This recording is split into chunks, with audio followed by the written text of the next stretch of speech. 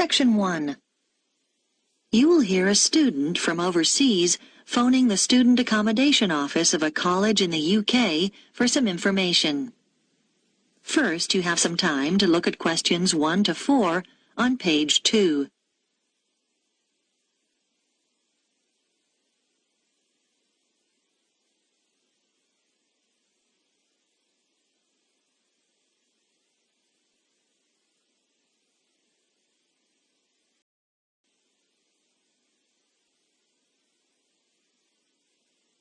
You will see that there is an example that has been done for you. On this occasion only, the conversation relating to this will be played first. College Accommodation Bureau, Darren speaking. How may I help you? Oh, good morning. I'm starting at the college in September and I need to find some accommodation. Right. Well, there are various options. The first one is to stay in college accommodation. That'd be a single room. The first type of accommodation is a single room in the college, so single room has been written in the space. Now we shall begin. You should answer the questions as you listen, because you will not hear the recording a second time. Listen carefully and answer questions 1 to 4. College Accommodation Bureau, Darren speaking. How may I help you? Oh, good morning. I'm starting at the college in September and I need to find some accommodation. Right. Well, there are various options. The first one is to stay in college accommodation. That'd be a single room. How much would that cost? Well, it depends. For a standard room, you're looking at £3,276 for the year. That's just for a room with wash basin. Or £3,834 if you want an ensuite. That's with your own small bathroom. I see. That's more than I expected. It does include heating. That's quite a saving because energy costs can be high, especially in winter. Does it include meals as well? No. All our rooms are self-catering now. There's a shared kitchen on each corridor where you can cook if you want to, or there are plenty of places to eat out on campus. Okay, and you said that's the price for the whole year? Well, you pay annually, but actually it's for 36 weeks. It doesn't include holidays. You have to vacate the room then. Oh, I'd need somewhere to stay in the holidays. I can't afford to go home. The flights are too expensive. Well, there is another option. Several families who either work at the college or have children studying here offer visiting students a room in their homes. Oh? We call this arrangement Home Welcome, and we've still got a few places left at the moment. You pay £150 per week, and that includes breakfast, a packed lunch, and dinner, as well as heating. Is there a contract? Do you have to stay for the whole year? No, it's flexible. It sounds really good, but I'm not sure. I really want to be a little more independent. Before you hear the rest of the conversation, you have some time to look at questions 5 to 10 on page 2.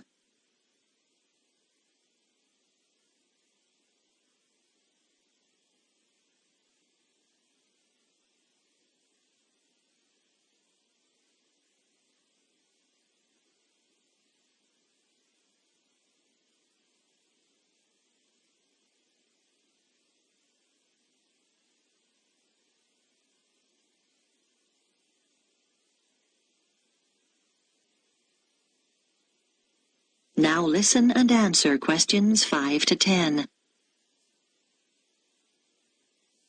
What about finding somewhere to live off campus? Yes, you can rent a property in town privately. You might want to rent a room in a shared house. You'd have a room of your own and share the kitchen and bathroom with other students. What about if I don't want to share? You can get what we call a studio.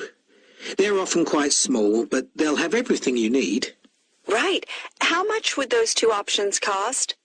Well, prices vary depending on which part of town the property's in. Generally speaking, the cheapest is around £275 a month for each student. Oh, that's not too bad. Yes, but it can also be as high as £490, and then you'll have to pay all your other bills. What sort of amount would I be looking at for those? Well, last year, students were paying on average about £43 per month each for gas and electricity. This year, it'll probably be somewhere in the region of £48. That's a lot. Yes, they've gone up quite a bit, and on top of that, you have to pay for water, and that'll probably be around £9. That didn't occur to me. And I guess I'd have to pay for transportation, too. That's right. Most of these properties are quite a long way from the college. Oh, it just gets worse and worse. What's the minimum contract on this type of accommodation? 6 months. And you have to pay a deposit. But of course, you can stay there over the holidays. That's true. And you'd have to provide references. They want 2 from someone in this country. I see. That's not a problem. If you do choose this option, we can't find the property for you. You'd have to go through the estate agent which manages the property for the owner. Right. Thanks. Well, I think I'd like to see what's available privately. Could you give me the estate agent details? That is the end of section 1. You now have half a minute to check your answers.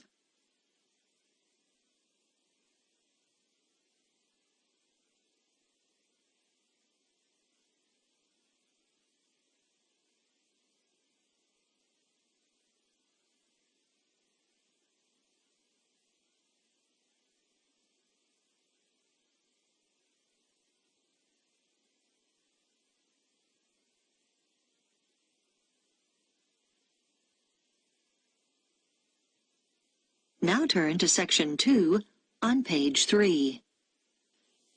Section 2. You will hear an audio guide introducing visitors to a museum. First, you have some time to look at questions 11 to 15 on page 3.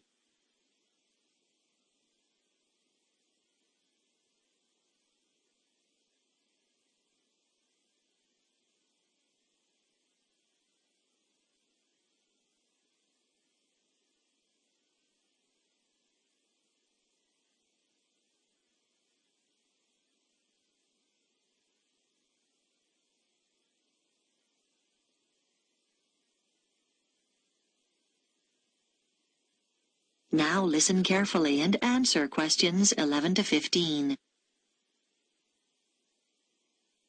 Welcome to the Global Museum, located at the heart of this truly multicultural city, which is home to more than 60 different nationalities. The museum has a number of exciting displays and exhibitions, and this audio guide is designed to help you make the most of your visit. Altogether, the museum has 18 different galleries, and this season sees the opening of 3 new exhibitions. We recommend that you begin your tour by visiting this season's highlights.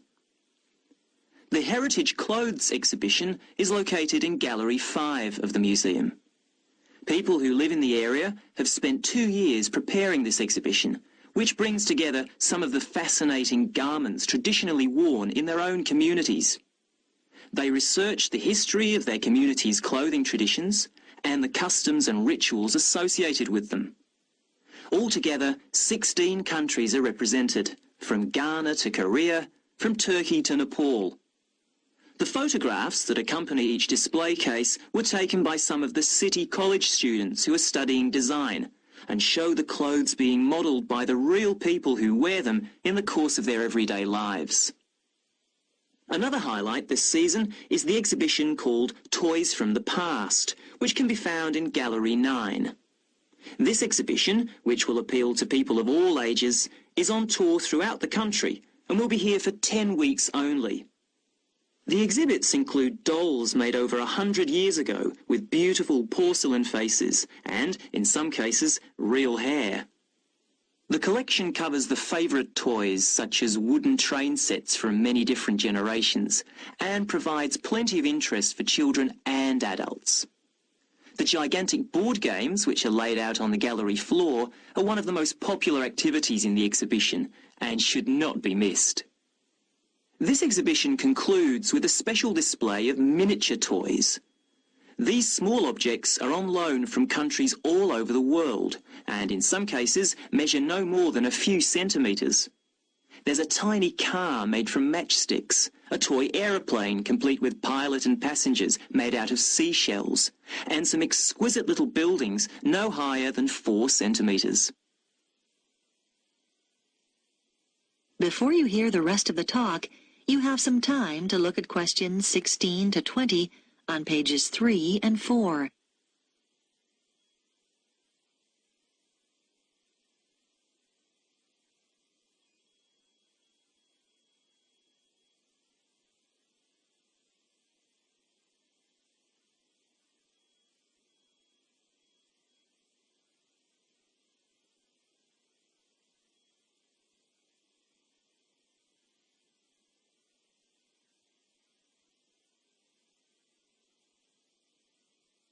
Now listen and answer questions 16 to 20.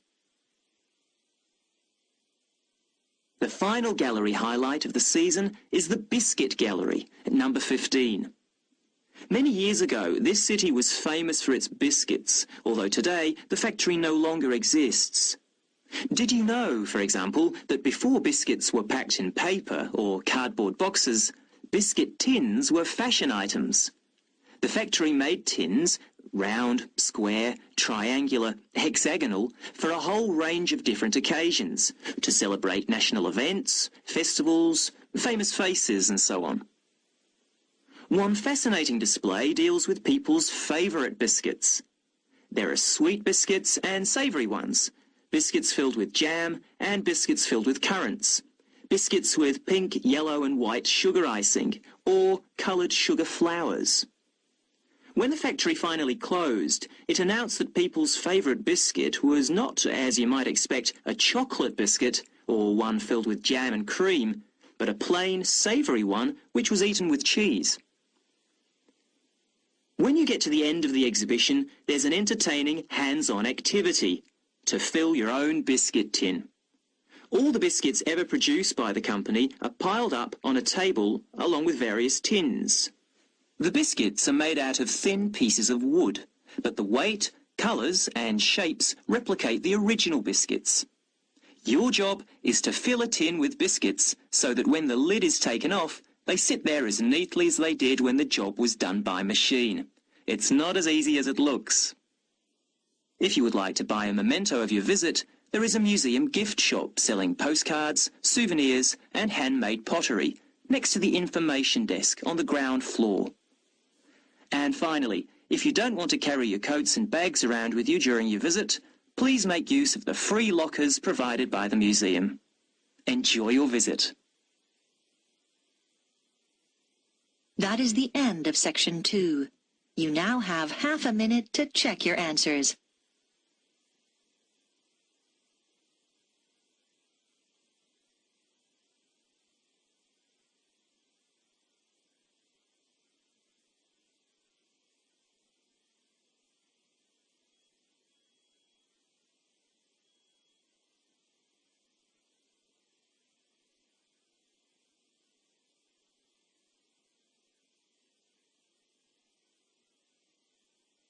Now turn to section 3 on page 5.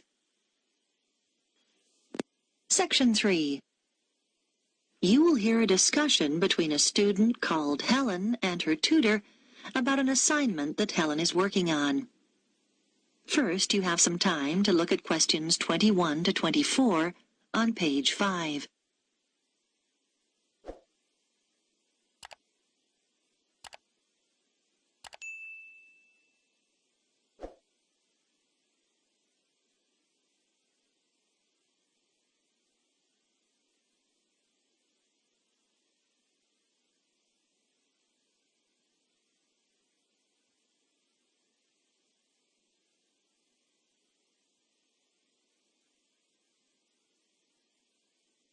Now listen carefully and answer questions 21 to 24.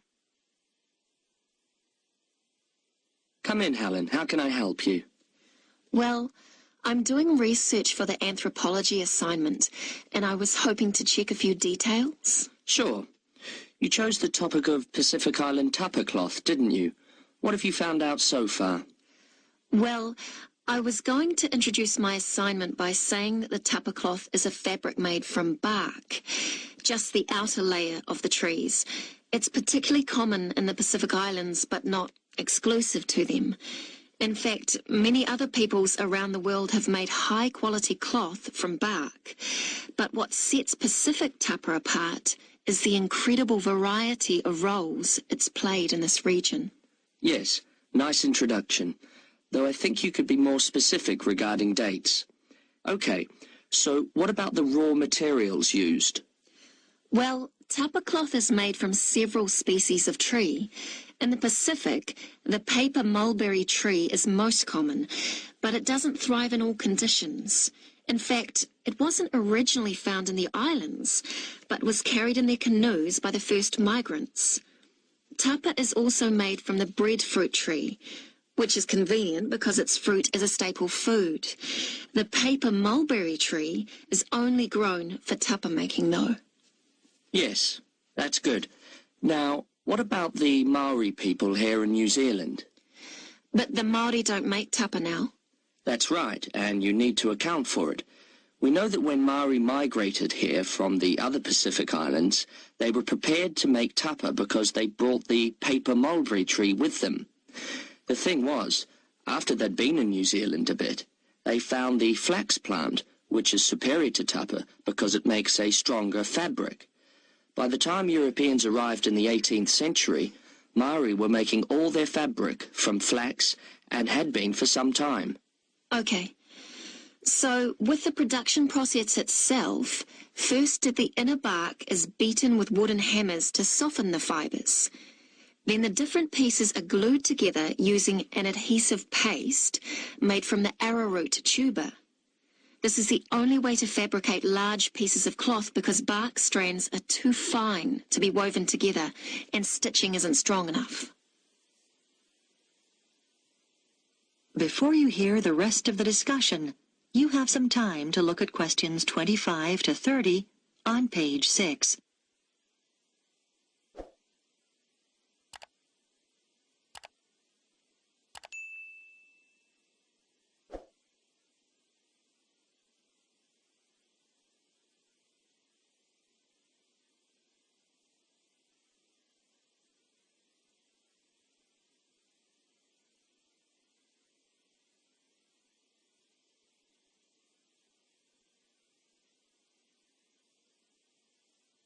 Now listen and answer questions 25 to 30. So now you need details about different countries. Where would you start? I think Samoa is the obvious place. It's famous for its very fine cloth called siapo, which is hand-painted with representations of the ancestors. Still today, at the most profound events in life, such as births, funerals, weddings, and the investiture of chiefs, Samoans wear siapo robes to add significance and meaning to the ceremony. Okay, then I could talk about Tonga. It seems to me that the great innovation in Tonga has been developing a simple, coarse cloth which is quick and easy to make. This is suitable for all sorts of everyday functions around the house like bed covers, mosquito nets and curtains. Good point. Now, what about Cook Islands tapa? Well, the soil there is poor quality, so the breadfruit tree is often used.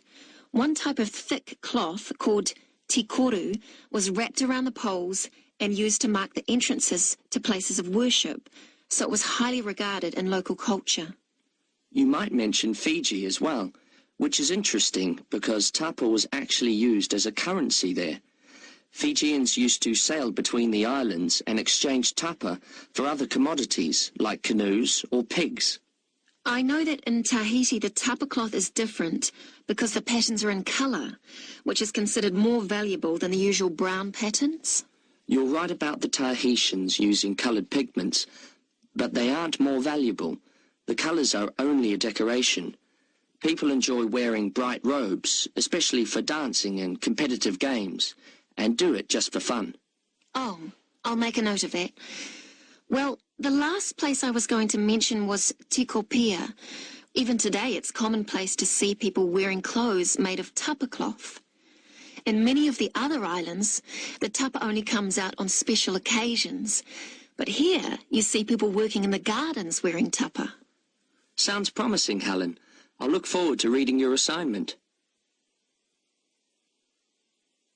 That is the end of Section 3. You now have half a minute to check your answers.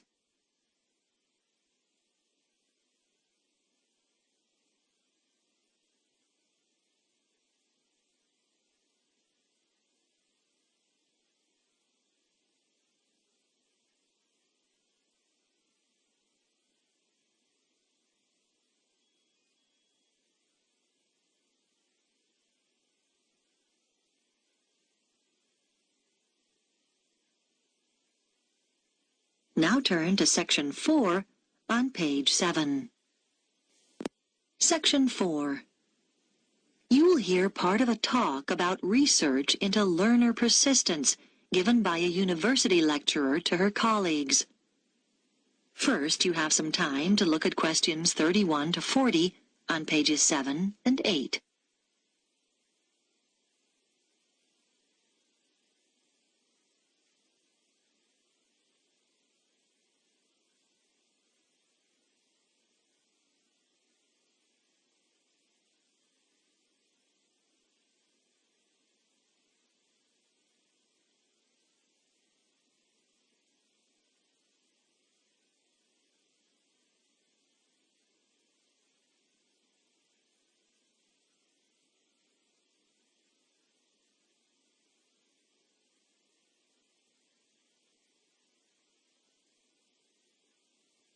Now listen carefully and answer questions 31 to 40.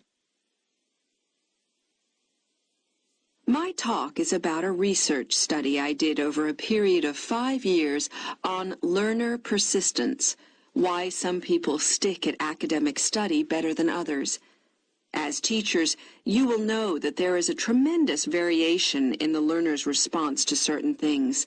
For example, a short period of illness might completely destabilize some students and cause them to give up their degree studies.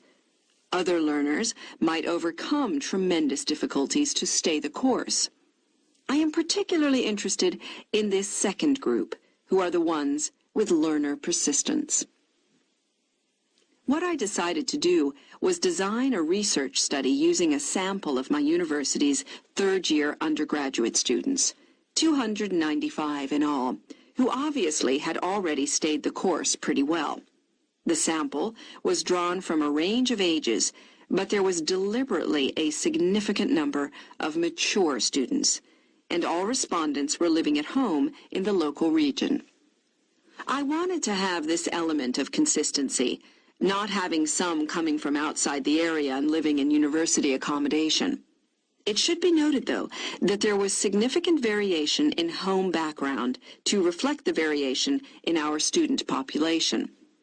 I designed questionnaires which were devised to elicit what their concerns had been as they started the course, and what had sustained them throughout the 3 years. Findings from the first section indicated that their worries when they started varied from financial concerns, though this had not been as strong as I expected, to career prospects. But mature students with children tended to emphasize uncertainties about their relationship with them.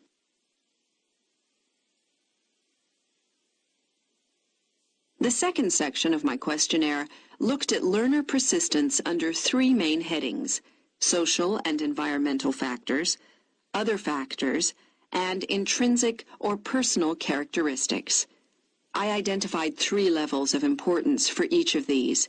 At the first level, those points identified by participants as most important in learner persistence.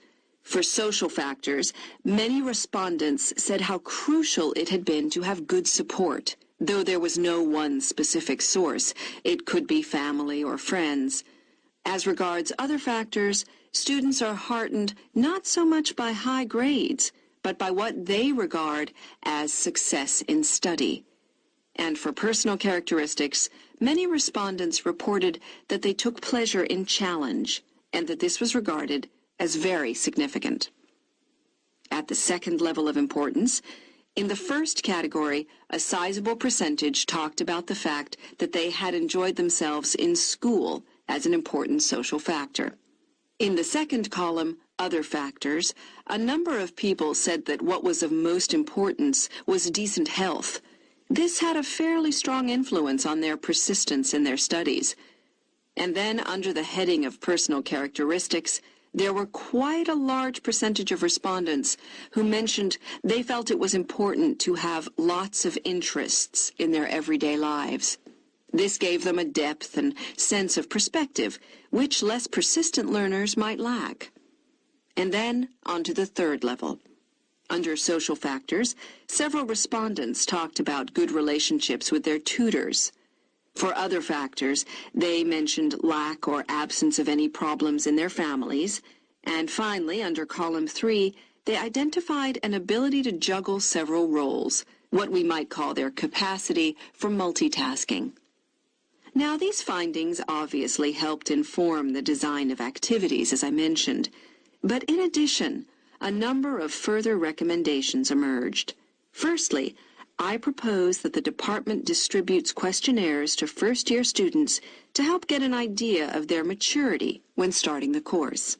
This is really our overriding concern.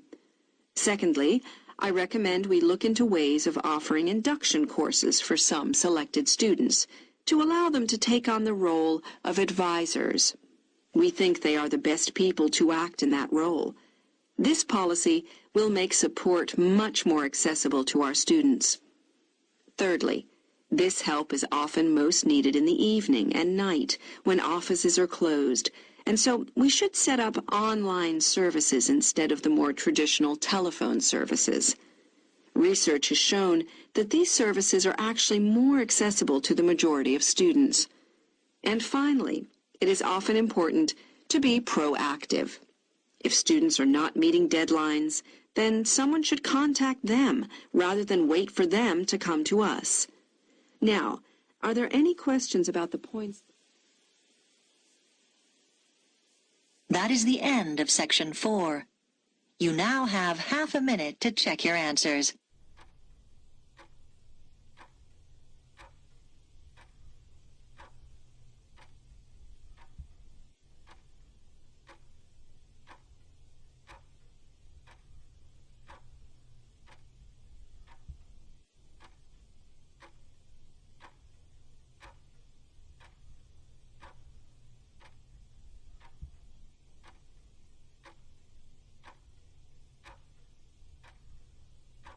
That is the end of the listening test. You now have 10 minutes to transfer your answers to the listening answer sheet.